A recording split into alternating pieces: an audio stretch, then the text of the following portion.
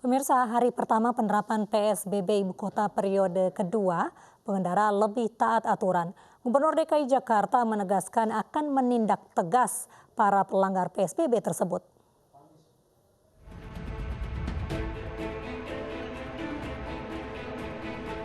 Penerapan pembatasan sosial berskala besar atau PSBB di DKI Jakarta memasuki periode kedua. Pengawasan terhadap perilaku pengendara pun diperketat.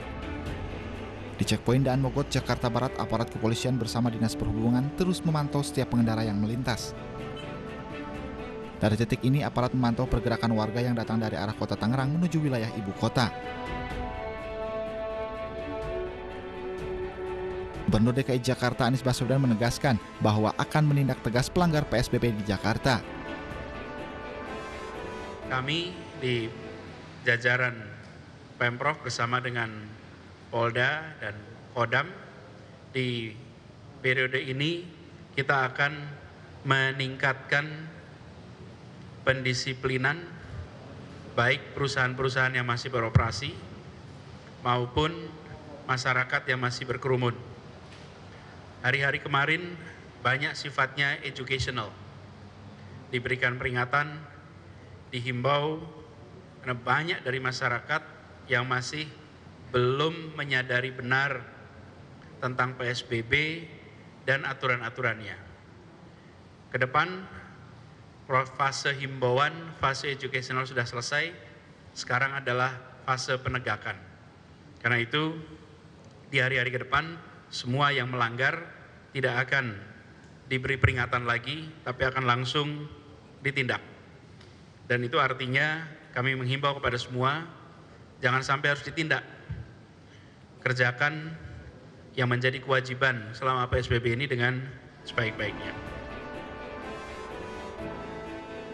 Penerapan PSBB DKI Jakarta fase 2 ini akan berlaku hingga 22 Mei mendatang. Pemerintah provinsi berharap masyarakat DKI Jakarta mematuhi aturan PSBB ini untuk mempercepat penanganan virus corona. Dari Jakarta, tim liputan iNews melaporkan.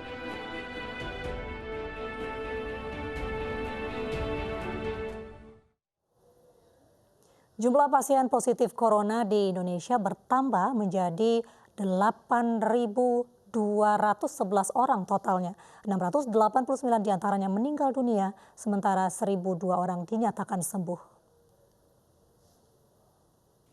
Sampai dengan pukul 12 pada tanggal 24 April hari ini, kami melaporkan bahwa sudah 45 laboratorium yang operasional setelah distribusi reagen diterima dan bisa digunakan untuk melaksanakan pemeriksaan.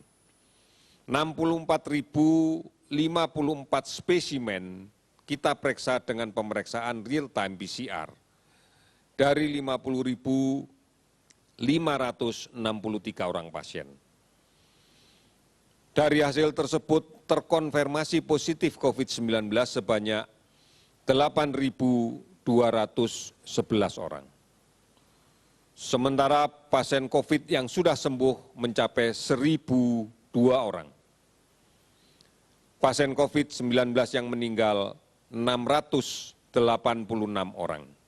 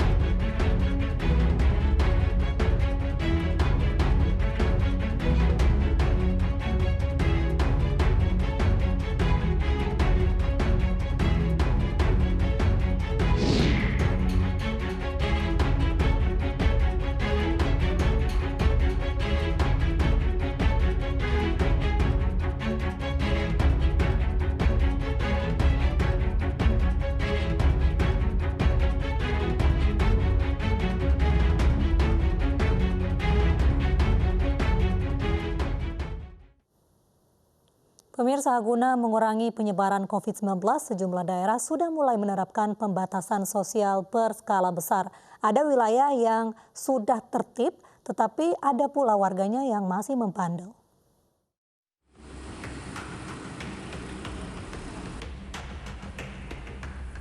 Hari pertama puasa menjadi hari pertama Kota Makassar menerapkan pembatasan sosial berskala besar.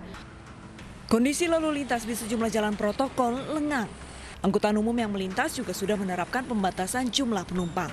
Sejumlah toko dan rumah makan pun ditutup. Namun kondisi ini berbeda di daerah perbatasan Kota Makassar. Di salah satu posko perbatasan Goa Makassar, petugas gabungan masih menemukan warga yang tidak patuh terhadap PSBB. Sekarang ini masih didominasi sama pelanggaran demo motor itu. Demo motor ya, Iya. berboncengan ya? Iya, boncengan itu. Yang jelasnya tidak sealamat. Tidak boleh. Itu yang sudah tertua memang. Itu yang sudah, aturannya sudah seperti itu. Petugas mengarahkan pengendara berbalik arah dan tidak boleh memasuki wilayah Kota Makassar. Sementara mobil angkutan umum dan minibus yang tidak jaga jarak diturunkan ke kursi belakang. Kota Makassar merupakan epicentrum penyebaran COVID-19 di Sulawesi Selatan. Provinsi Sulsel kini menduduki peringkat kelima pasien positif corona terbanyak di Indonesia. PSBB di Makassar akan berlangsung hingga 7 Mei mendatang. Di Jawa Tengah, tepatnya Tegal, hari kedua pelaksanaan PSBB masih banyak warga yang melanggar. Sejumlah kendaraan bermotor masih menerobos barikade beton di Jalan Sultan Agung. Petugas pun masih mendapati mobil pribadi yang membawa penumpang di sebelah pengemudi. Hingga saat ini, sanksi yang diberikan kepada pelanggar hanya teguran dan imbauan agar masyarakat bisa menjaga jarak sosial dan jaga jarak antar sesama. Jawa Tengah sendiri menduduki peringkat keempat provinsi dengan kasus pasien positif terbanyak.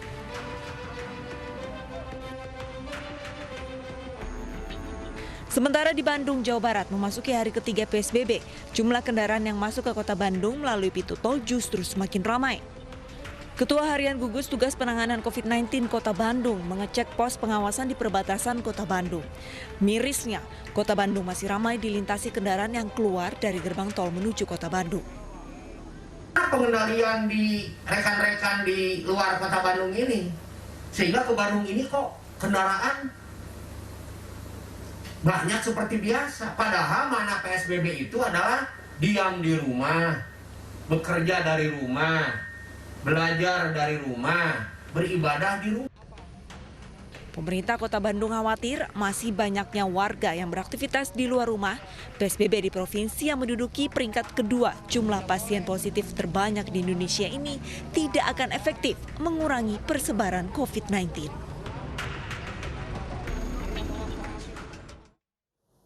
Satuan Polisi Pamong Praja Kota Banjarmasin akan menindak tegas pelanggar PSBB. Seperti polisi India, Satpol PP akan membawa rotan saat bertugas.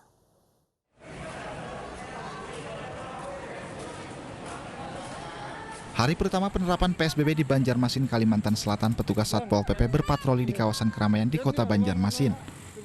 Satpol PP Kota Banjarmasin tak lagi memberikan teguran bagi warga yang melanggar penerapan PSBB. Satpol PP yang berpatroli dibekali dengan bilah rotan untuk menindak warga yang kedapatan berada di jalan tanpa kepentingan jelas dan mendesak. Dari Satpol akan bawa rotan, jadi siapapun masyarakat yang bandel, yang tidak mengindahkan ketentuan himbauan pemerintah, masih keluyuran di jalan, maka akan kita lakukan penindakan tegas. Jadi rotan kami siapkan untuk pukulan kasih sayang. Harus menggunakan ini. Jadi kalau nggak menggunakan ini, karena pengalaman kami di Banjarmasin ini kalau hanya dengan mulut kurang diperhatikan, ya. Jadi terpaksa kami harus mempersiapkan diri dengan rotan. Ikhwan berharap tindakan ala polisi India yang dilakukan anak buahnya tidak terjadi. Masyarakat pun diimbau mematuhi semua aturan PSBB demi memutus rantai penyebaran virus corona. Dari Banjarmasin, Kalimantan Selatan, Suhardian, iNews melaporkan.